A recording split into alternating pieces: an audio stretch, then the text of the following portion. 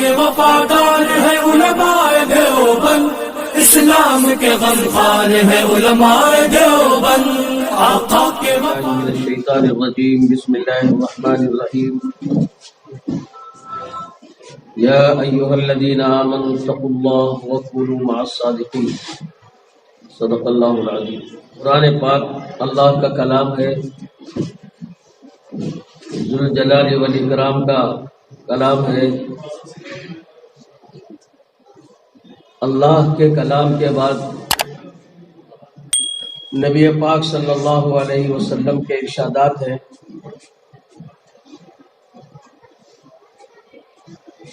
حضور نبی کریم صلی اللہ علیہ وسلم کے ارشادات کو اللہ تعالیٰ نے قرآن پاک میں قسم کھا کر فرمایا، وَالنَّجْمِ إِذَا هَوَىٰ مَا ضَلَّ صَاحِبُكُمْ وَمَا غَوَىٰ وَمَا يَنطِقُ عَنِ الْهَوَىٰ إِنْ هُوَ إِلَّا وَحْيٌ يُوحَىٰ۔ کہ حضور پاک صلی اللہ علیہ وسلم جو فرماتے ہیں، زبان مبارک آپ کی ہوتی ہے لیکن کلام اللہ کا ہوتا ہے، اسی لیے وحی کی دو تقسیم کی گئی، ایک وحی مطلوع ہے اور ایک وحی غیر مطلوع ہے۔ وحی مطلوع قرآن پاک ہے، وحی غیر مطلوع احادیث نبویہ ہیں۔ چنانچہ امام بخاری رحمۃ اللہ علیہ کی اس کتاب کو، الجامع الصحیح کو، جو درجہ اصح الکتب بعد کتاب اللہ کا ملا، اس وجہ سے کہ حضرت امام بخاری رحمہ اللہ نے نبی کریم صلی اللہ علیہ وسلم کی احادیث کو بڑی فرق ریزی سے، بڑی جانفشانی سے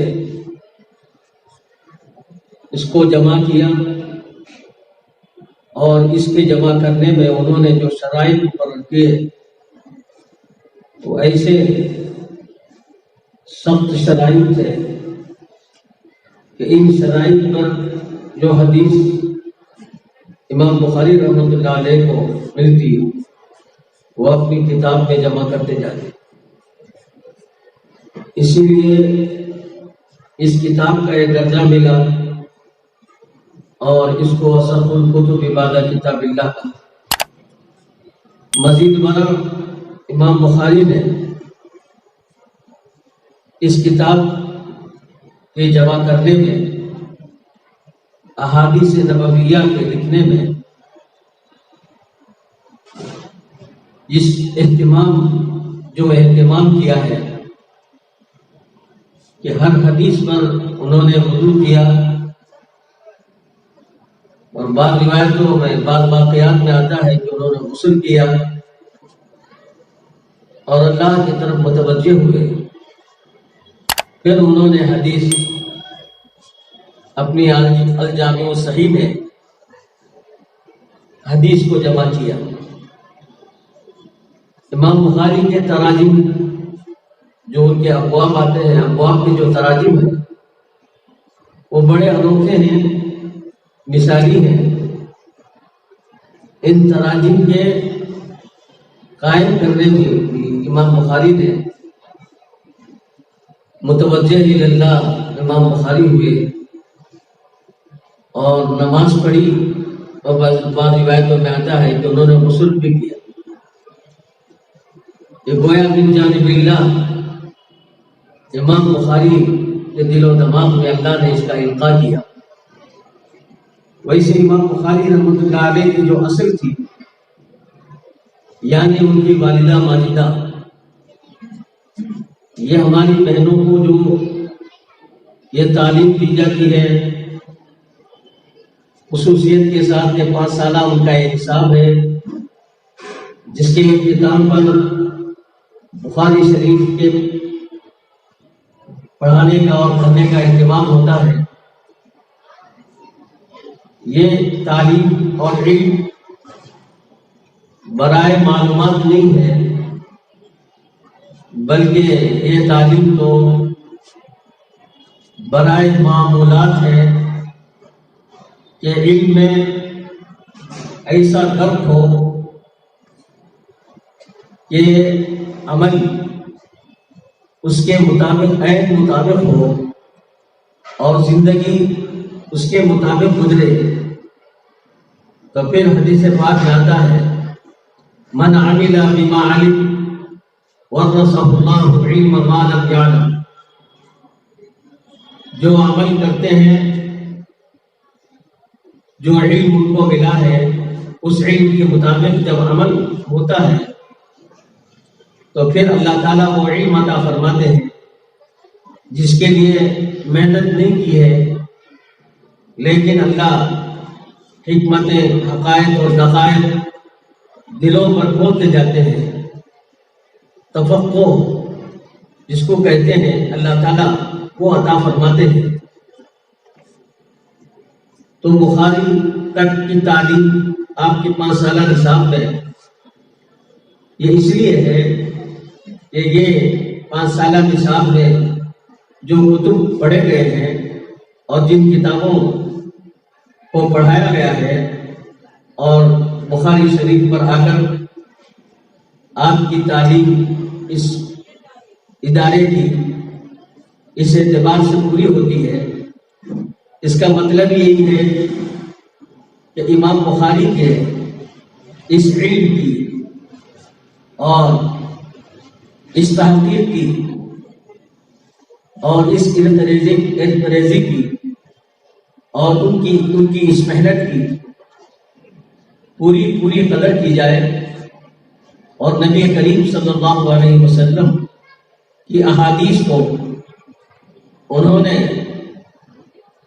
جن شرائط کے ساتھ بہت غور و خوض کے بعد بڑی تحقیق کے بعد انہوں نے جمع کیا ہے، اس کو اپنا حفظ جان بنانا، اپنے ذہن میں بھی رکھنا، اپنے دل میں بھی اتارنا. اور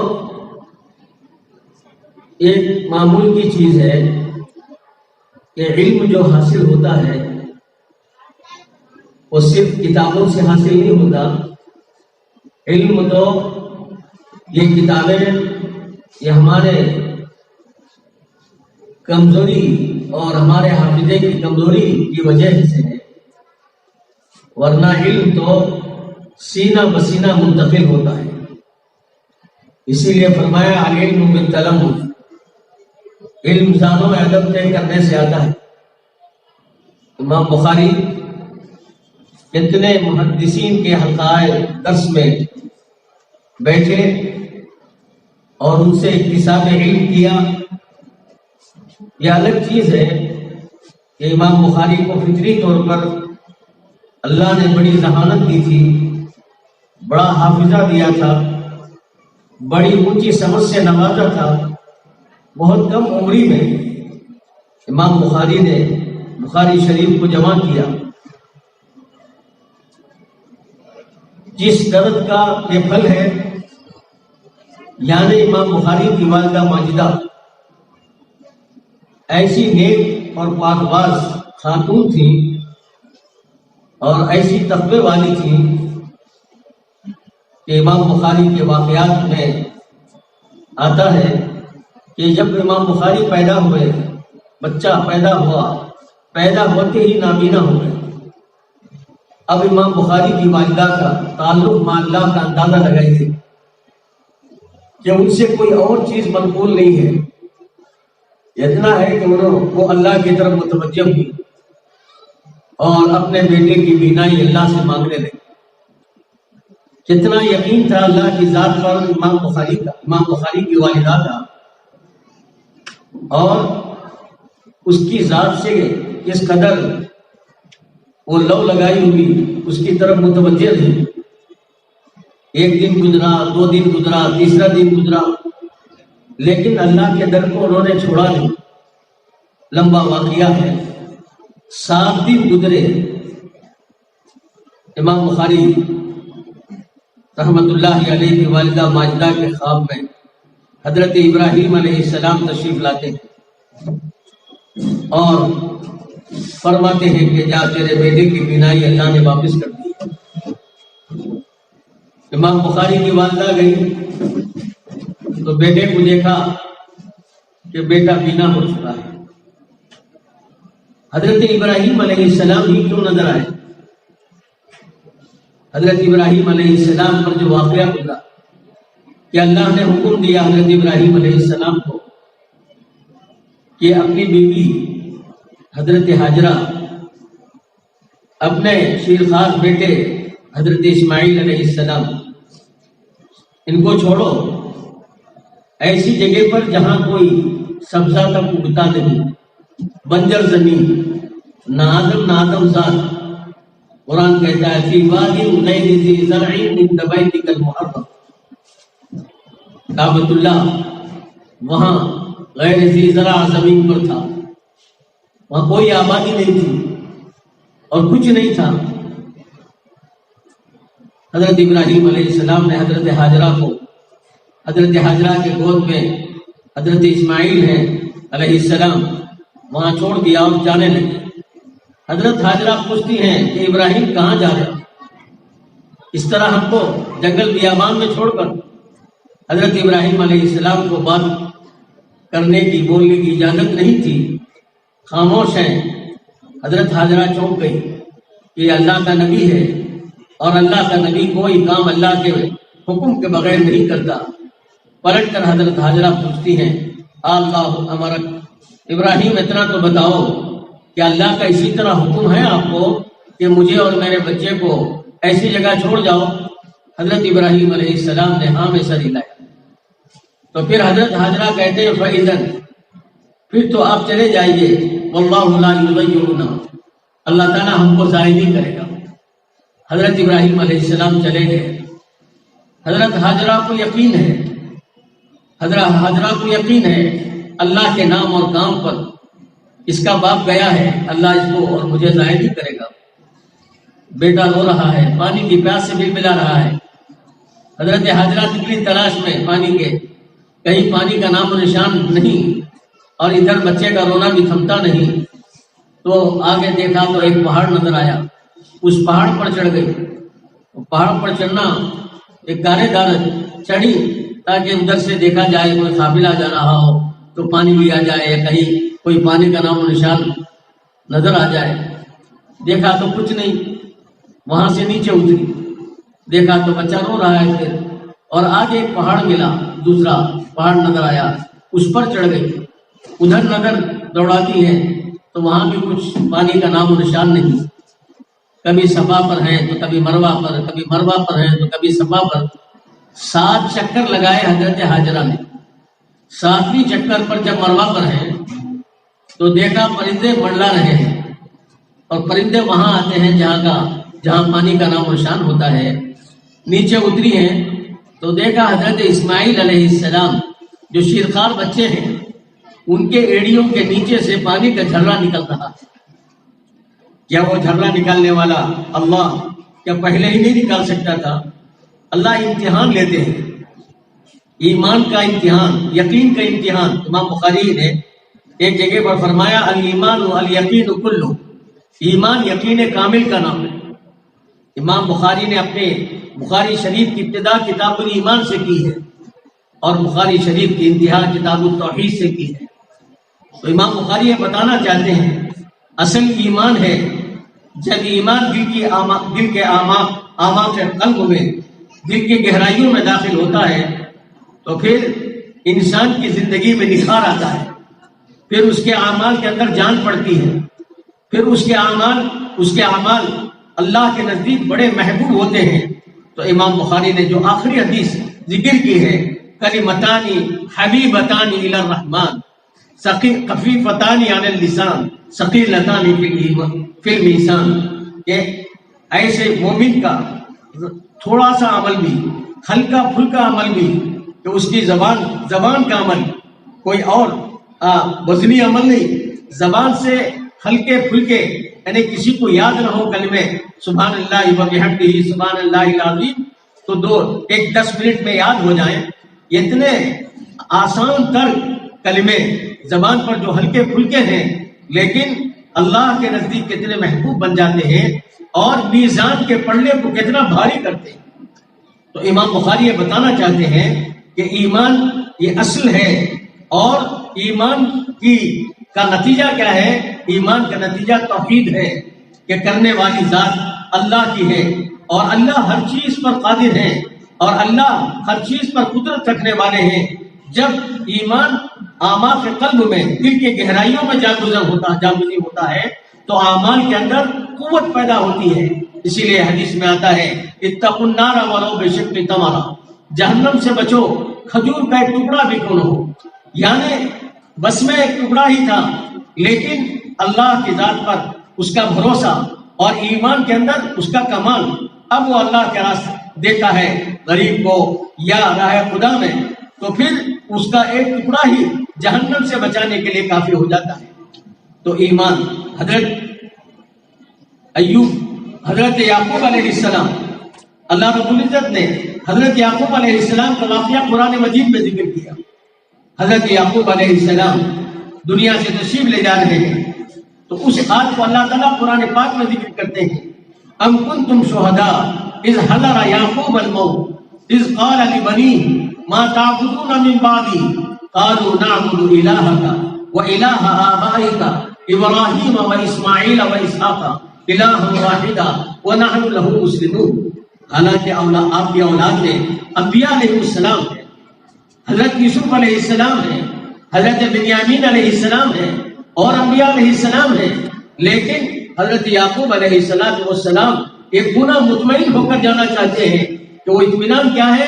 وہ اطمینان توحید کا ہے، وہ اطمینان ایمان کا ہے، جس کی ابتدا امام بخاری نے کی ہے اور جس کی انتہا امام بخاری نے کی ہے۔ اس کا اطمینان، ما تعبدون من بعدی، تم میرے بعد کس کے بن کے رہو گے، کس کی مانو گے، کس کی عبادت کرو گے، کس سے لو گے، کس سے اپنی حاجتوں کو حاصل کرو گے، اور کس کے سامنے اپنا سر جھکاؤ گے۔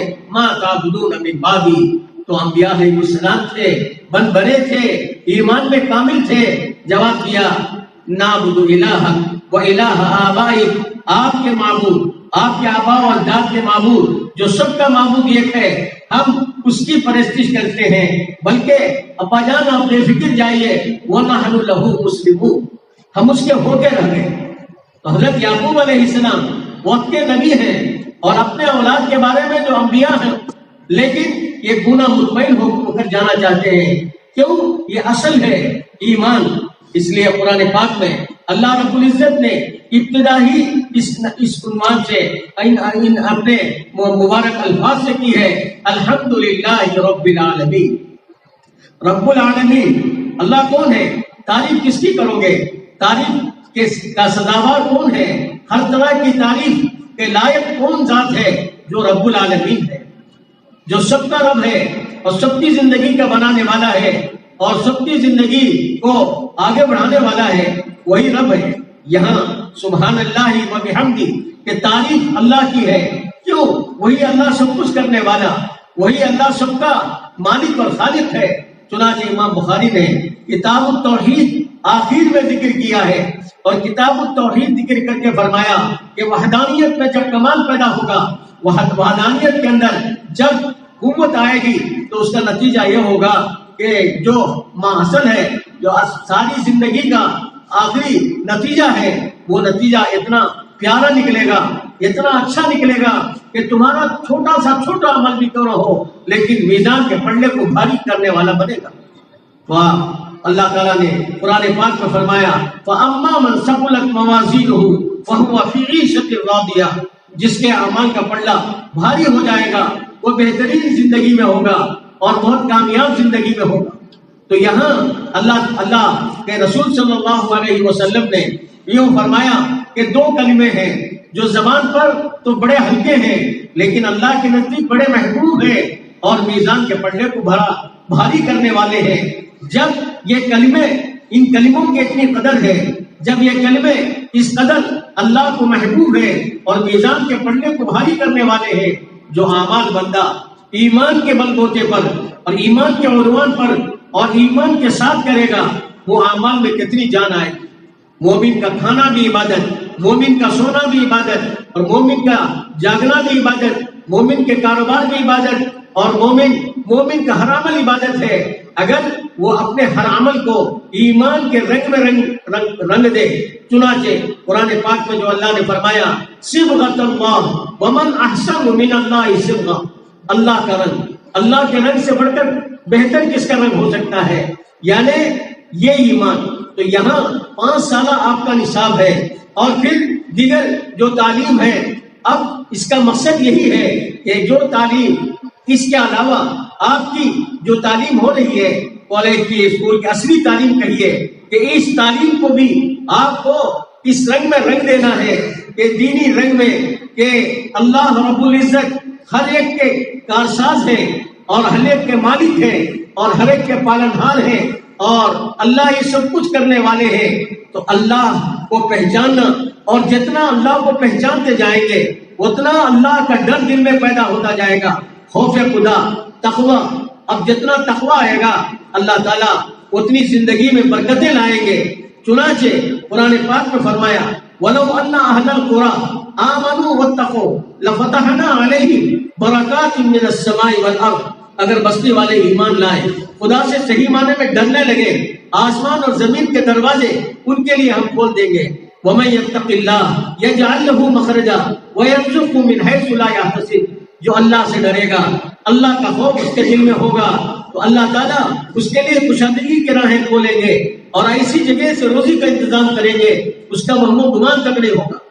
تو آج ہم یہ چاہتے ہیں کہ ہماری بہنیں اور ہمارے بھائی جو سی بھی تعلیم حاصل کریں، اونچی ڈگریوں کے ہولڈر بنے، لیکن تقوی کے ساتھ ہوں گے تو وہ وکیل بنیں گے تقوی کے ساتھ، وہ ڈاکٹر بنیں گے تقوی کے ساتھ، اور وہ چارٹرڈ اکاؤنٹنٹ بنیں گے تقوی کے ساتھ، اور وہ پی جی کریں گے تقوی کے ساتھ. تو پھر ان کا تقوی ان کی اس ڈگری کو دعوت کا ذریعہ بنائے گا. جو اللہ رب العزت چاہتے ہیں کہ ہر ایمان والا اپنے بھائی ایمان والے کے لیے آئینے کی طرح ہے، اور مومن دوسرے کے لیے دعوت کا ذریعہ بنتا ہے. چنانچہ اس کی ڈاکٹری دعوت کا ذریعہ بنے گی، اس کا پی جی کرنا دعوت کا ذریعہ بنے گا، اور اس کا چارٹرڈ اکاؤنٹنٹ ہونا دعوت کا ذریعہ بنے گا، اس کا وکیل بننا ڈاکٹر کا ذریعہ ایک دعوت کا ذریعہ بنے گا.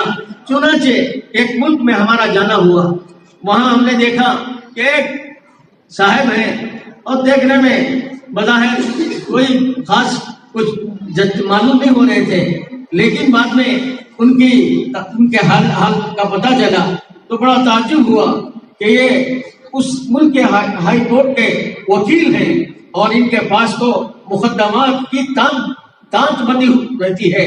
لوگ ان کے پاس بڑے کیوں میں رہتے ہیں مقدمات کے لیے؟ کیوں کہ یہ اللہ کے خوف کے ساتھ، اللہ کے ڈر کے ساتھ مقدمہ لیتے ہیں اور اس میں خود برد نہیں ہوتا. تو آج دنیا اس کی پیاسی ہے. ایک یہ ہے کہ ایک عالم ہے کہ ایک عالم لوگوں کو سمجھائے، لوگوں کو بتائے، لیکن ایک وہ جو دنیاوی اعتبار سے اللہ تعالیٰ نے اس کو ذی منصب بنایا ہے، منصب دیا ہے، ایک مقام دیا ہے، اس مقام کو دینی رنگ میں رنگ کر لوگوں کو بتائے کہ ڈاکٹر اس طرح ہونا چاہیے، وکیل اس طرح ہونا چاہیے. تو الحمدللہ یہ ادارے کو دیکھ کر اور ادارے کی یہ سارے ابھی ایک اسکول سے ہو کر ہم آ رہے ہیں، وہاں دونوں طرح کی تعلیم ہے، وہاں شعبہ حفظ بھی ہے، اور ایک طالب علم نے قرأت کلام پاک ہمیں سنایا اور ساتھ ساتھ اس کا ترجمہ بھی سنایا.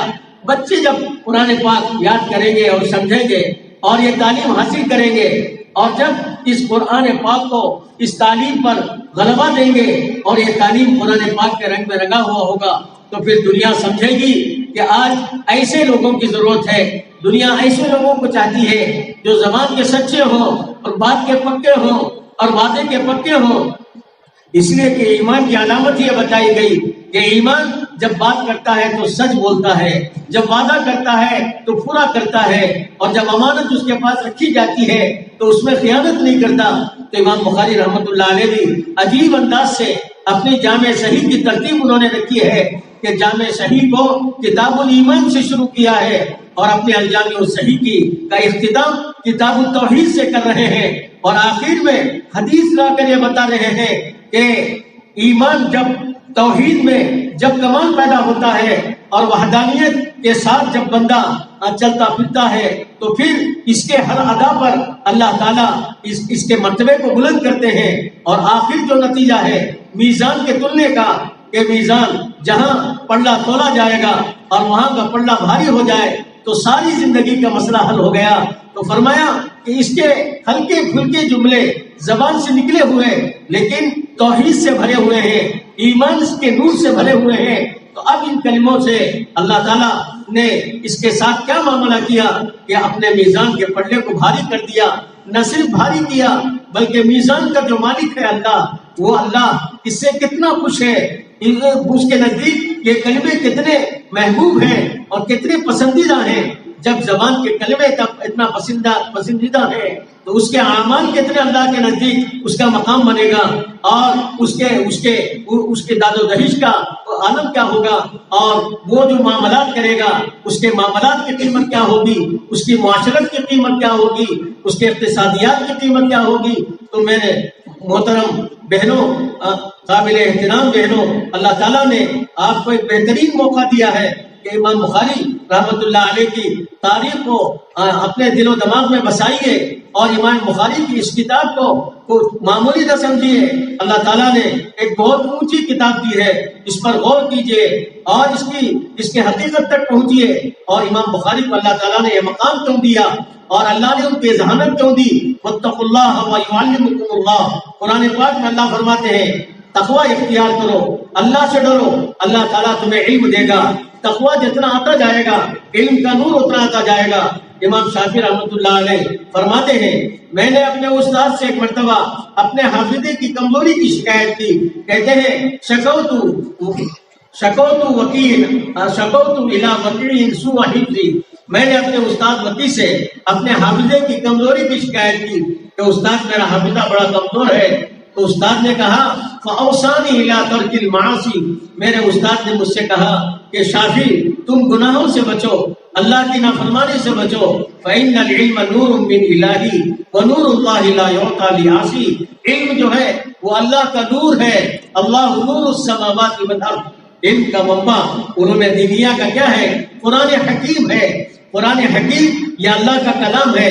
حدیث میں اسی لیے فرمایا تبرک بالقرآن فإنہ کلام اللہ وخرج منہ، قرآن پاک سے برکت حاصل کرو، یہ اللہ کا کلام ہے اور اللہ سے نکلا ہوا کلام ہے۔ جتنے علوم ہیں وہ سارے علوم قرآن پاک سے کے مشتق ہیں، قرآن پاک اس کا منبع ہے اور اسی سے نکلے ہوئے سارے علوم ہیں۔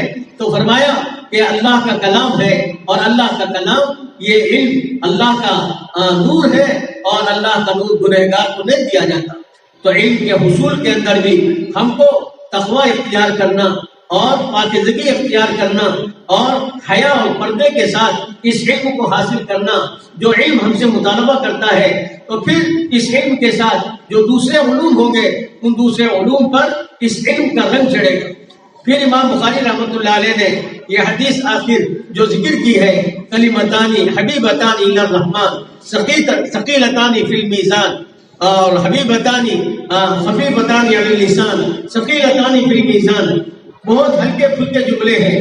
امام بخاری یہ فرماتے ہیں کہ اس سے پہلے حدیث یعنی بخاری شریف کی جو پہلی حدیث ہے انما الاعمال بالنیات، اعمال کا دور و مدار نیت پر موقوف ہے کہ جیسی نیت ہوگی اعمال ویسے بنیں گے۔ اعمال میں جو جان پڑتی ہے وہ نیت کے اعتبار سے پڑتی ہے، اسی لیے حدیث میں آتا ہے کہ عمل جو ہوتا ہے نیت جو ہوتی ہے وہ عمل کا امام ہے۔ اور حدیث میں بھی آیا امام حضرت ابو ہریرہ رضی اللہ تعالیٰ عنہ جس کے راوی ہیں اور حدیث کہتے ہوئے بے ہوش ہو جاتے تھے، 2-3 مرتبہ بے ہوش ہونے کے بعد پھر انہوں نے یہ حدیث کہہ پائی تھی کہ بہترین سخاوت کرنے والا سخی اور ایک شہید جس نے اپنی جان کو لگا دیا راہ خدا میں، جان اس نے قربان کر دی، اس نے مال قربان کر دیا، علم حاصل کیا، قرآن پاک پڑھا کے پڑھایا، تو حدیث میں آتا ہے کہ جہنم کا عذاب ان سے شروع ہوگا۔ وجہ کیا ہے؟ نیت کی خرابی، کہ نیت یہ تھی کہ مجھے شہید کہا جائے، نیت یہ تھی کہ مجھے سخی کہا جائے، نیت یہ تھی کہ مجھے قاری قرآن یا عالم دین کہا جائے، تو فرمایا جائے گا قد قیل، جو جیسی نیت تمہاری تھی وہ چیز تمہیں مل گئی، اب نہیں ملے گا، تو اللہ حفاظت فرمائے۔ نیت کا بہت بڑا دخل ہے عمل کے اندر، اسی لیے امام بخاری نے نیت والی حدیث کو اپنی بخاری شریف کی ابتدا میں ذکر کیا، انما الاعمال بالنیات وانما لامرئ ما نوى۔ اعمال کا دار و مدار نیت پر موقوف ہے، اور آدمی کو وہ ملے گا جیسی اس نے نیت کی ہے۔ اگر نیت میں اس کے صلاح ہے، اور نیت کے اندر صلاح کے اندر تعدد صلاح ہے، یعنی عمل ایک ہے لیکن نیت اس نے کئی بنائی ہے، تو نیتوں کے تعدد کی بنا پر اللہ تعالیٰ ثواب میں بھی اس کو تعدد، اس کے ثواب میں بھی تعدد فرمائیں گے، یعنی ثواب میں اس کو زیادہ عطا فرمائیں گے۔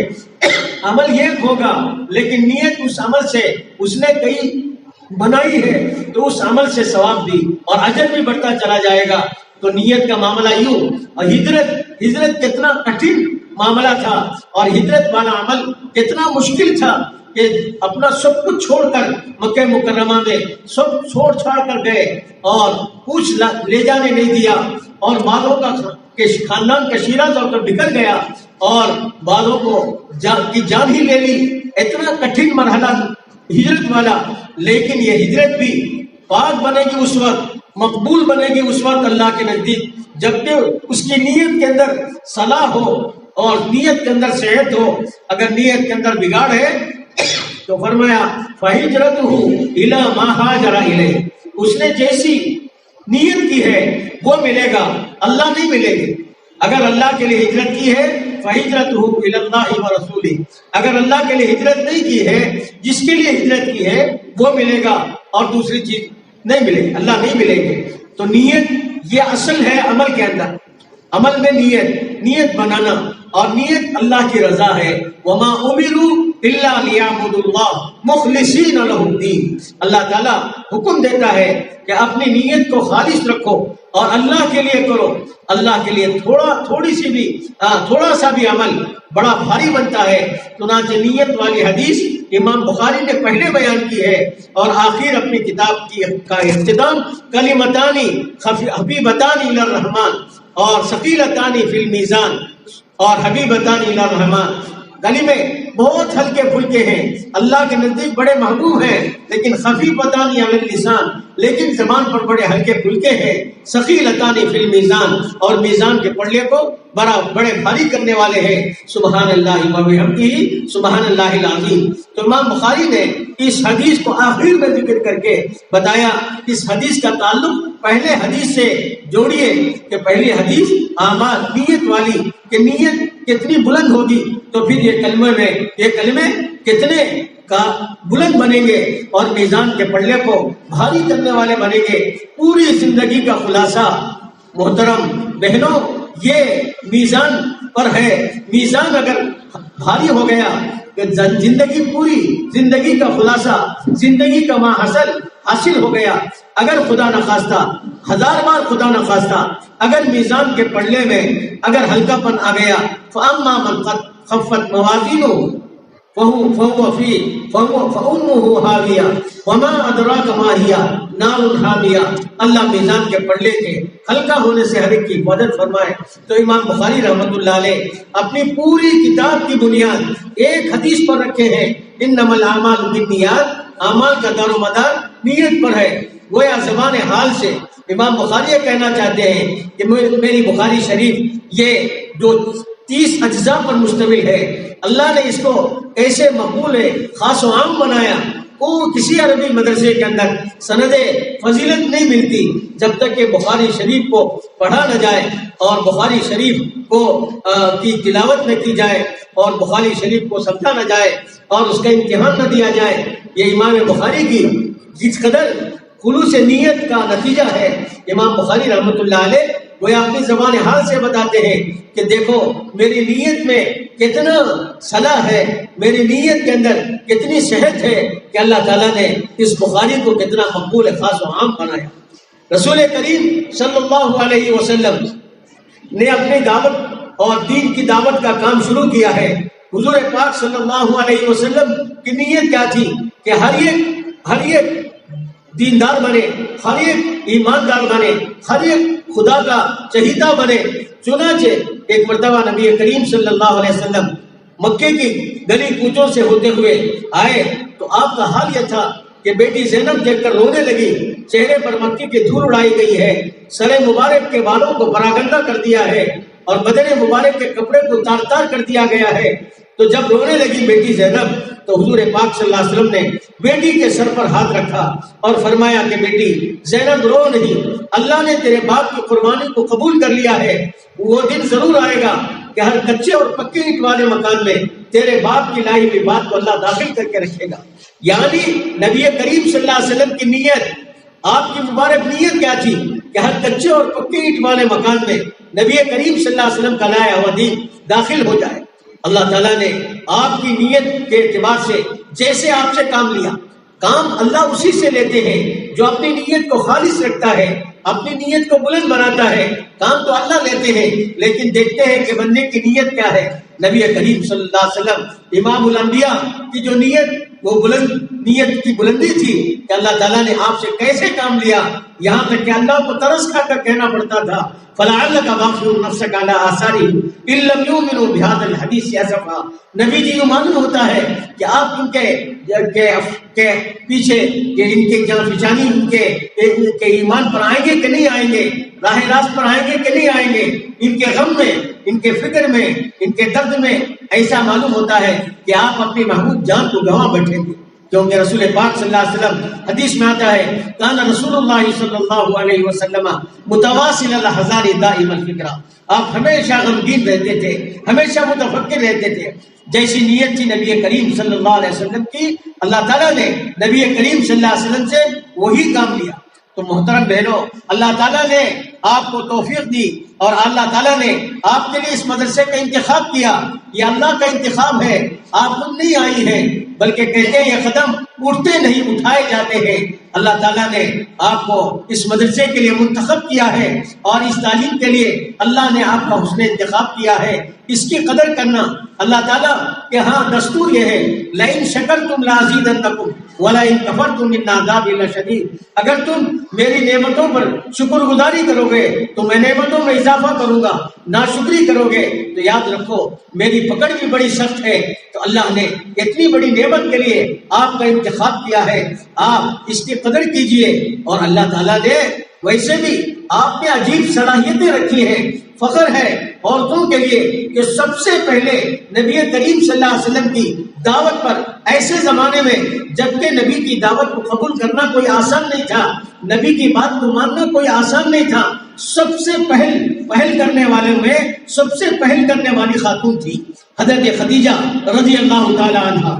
اور اسی طرح نبی کریم صلی اللہ علیہ وسلم کی منشا پر اپنا سارا مال لٹانے والی، ہاں حالانکہ حضرت خدیجہ اتنی بڑی مالدار خاتون تھی کہ حضور نبی کریم صلی اللہ علیہ وسلم نے جب کہ آپ کی عمر شریف 25 سال کی تھی، نبوت سے پہلے آپ نے حضرت خدیجہ کے مال سے آپ نے تجارت کی ہے۔ تو اندازہ لگائیں حضرت خدیجہ کتنی مالدار خاتون تھی۔ حضرت خدیجہ نے اپنا سارا مال نبی پر جب ایمان لائی ہے تو اپنا سارا مال نبی کی منشا پر لٹاتے اس حال پر آئی کہ روایتوں میں آتا ہے جب حضرت خدیجہ کی وفات ہوئی ہے ان کے بدن پر جو کپڑا تھا اس کپڑے پر پیوند پڑا ہوا تھا۔ تو ایمان قبول کرنے میں پہل کیا خاتون نے اور مال لٹانے میں پہل کیا خاتون نے۔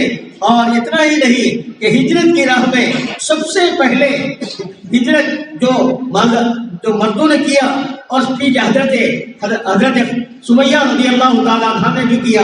حضرت سمیہ کو دشمنوں نے جانے نہیں دیا، روڑا ڈال دیا اور بڑی بری طرح سے حضرت سمیہ کی شہادت واقع ہوئی ہے۔ تو شہادت اسلام کے خاطر، ایمان کے خاطر شہادت یعنی جان دینے والی سب سے پہلی خاتون تھی۔ تو اللہ تعالیٰ نے خواتین میں بڑی صلاحیتیں رکھی ہیں۔ کہنے کا مطلب یہ ہے، ابھی امام بخاری شریف ہمارے سامنے ہے، امام بخاری کی والدہ مالدہ کتنی نیک تھی اور کتنی پارسا تھی، کتنا اللہ کی ذات پر ان کا بھروسہ تھا اور اللہ کے ساتھ ان کا تعلق تھا۔ بیٹی کی بینائی کو امام بخاری کی والدہ مالدہ نے اللہ سے مانگ کر واپس لے لیا۔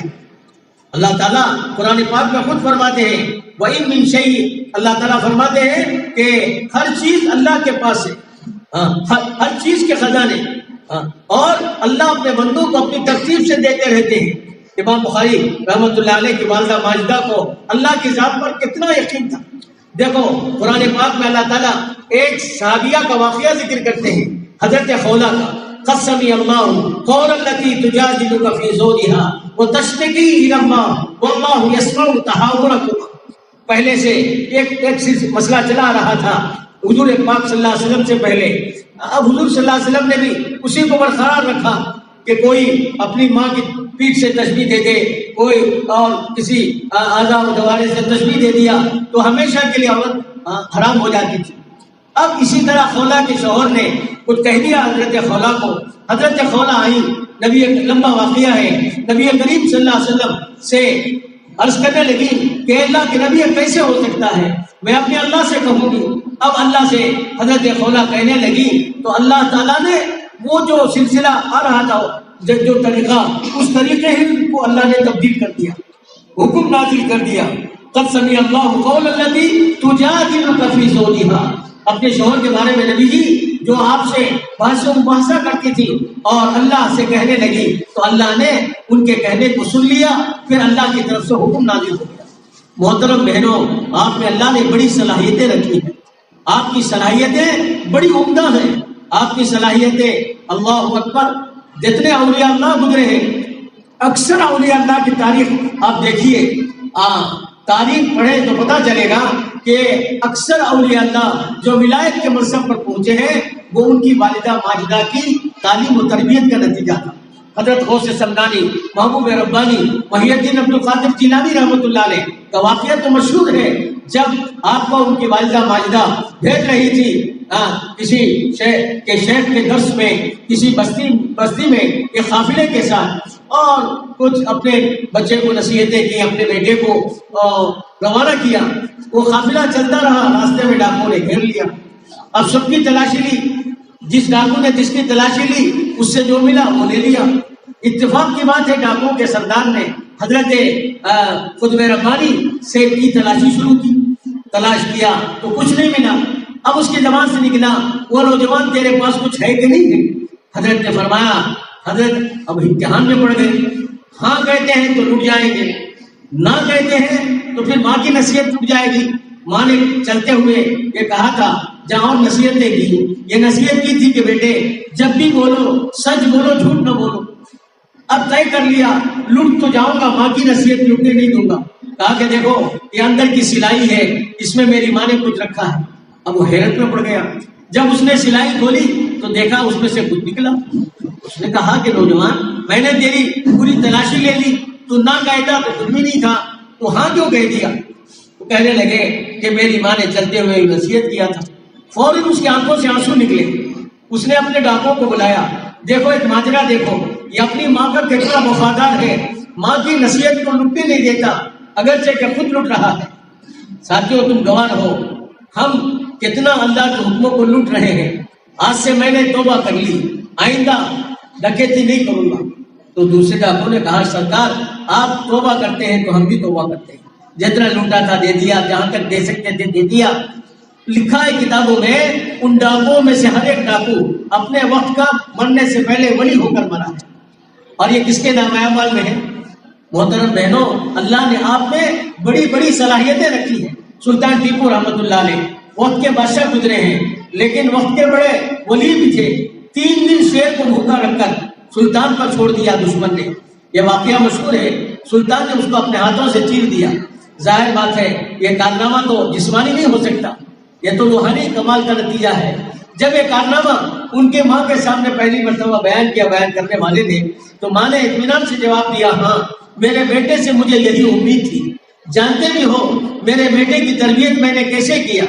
فرمانے لگی جب بھی شیر غانگی کے عالم میں اپنے بچے کو دودھ پلاتی تھی باوضو ہو کر پلاتی تھی. تو محترم بہنوں، اللہ نے آپ میں کیسی صلاحیتیں رکھی ہیں. آپ کی صلاحیتیں لازم نہیں ہیں بلکہ متعدی ہیں.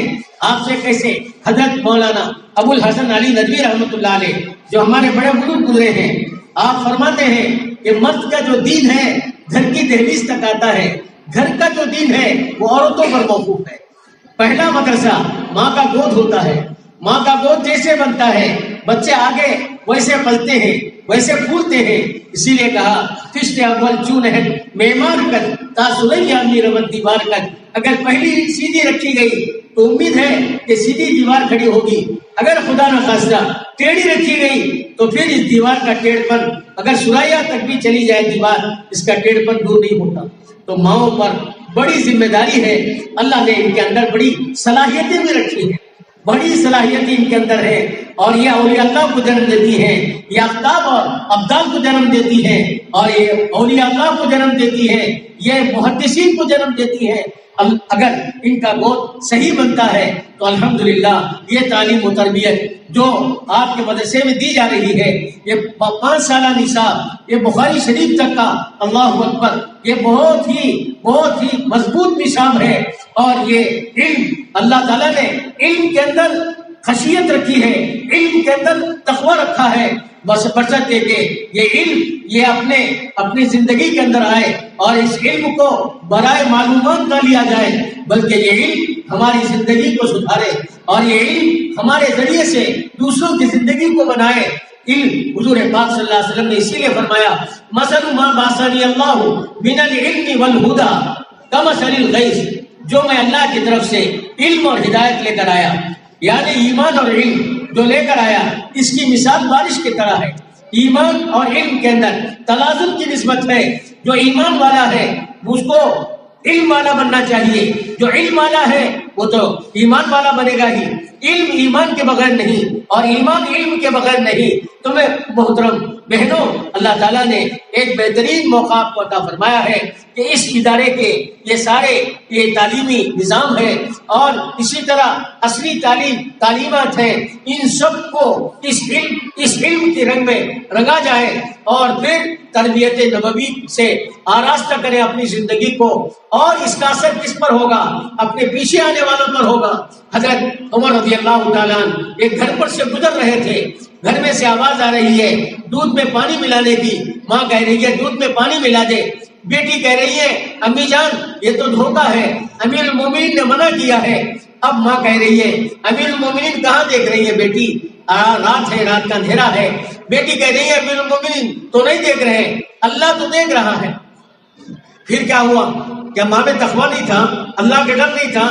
نہیں, ماں نے اپنے گھر کا جو ماحول بنا رکھا تھا تقوی کا, اب غیر محسوس طور پر امتحان لے رہی ہے بیٹی کا کہ اس کی عمر ہونے کو ہے, اس کا دوسرا گھر بسے گا, یہ تقوی کے ساتھ جائے گی تو اس گھر کو بھی چمکا دے گی. اسی لیے حضور صلی اللہ علیہ وسلم نے فرمایا فاظفر بذات الدین تربت یدا. نکاح اور رشتوں کے بارے میں سرکار دو عالم صلی اللہ علیہ وسلم نے فرمایا دینداری سے کامیابی حاصل کرو, اس لیے کہ کامیابی اللہ نے دین میں رکھا ہے. اور مال, اور حدیث میں آتا ہے کہ مال کی بنیادوں پر رشتے ناطے ہوں گے تو دنیا میں فتنہ پھیلے گا, فساد عام ہو جائے گا. تو یہ علم کی خاصیت کیا ہے؟ یہ علم کا نتیجہ تقویٰ ہے. اسی لیے فرمایا کہ انما یخشی اللہ من عبادہ العلماء, اللہ سے ڈرنے والے علماء ہوتے ہیں. کیا علم آتا ہے تو خشیت کا آنا لازمی ہے, بشرطے کہ علم اپنی حقیقت کے ساتھ آئے. تو یہ علم الحمدللہ اللہ تعالیٰ نے آپ کے لیے آسان کیا ہے. یہ 5 سالہ نصاب ہے اور ساتھ یہ عصری علوم ہے. ان عصری علوم کو بھی یہ اس 5 سالہ نصاب کے رنگ میں ایسا رنگنا کہ عصری علوم دوسروں کے لیے ایک مشعل راہ بنے, اور دوسروں کے لیے ایک سبق بنے, اور دوسروں کے لیے ایک عنوان بنے.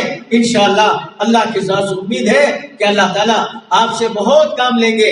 اللہ تعالیٰ آپ کے پڑھنے پڑھانے کو قبول فرمائے, اور آپ کی صلاحیتوں کو اللہ تعالیٰ اس میں دین دونی چگنی طرف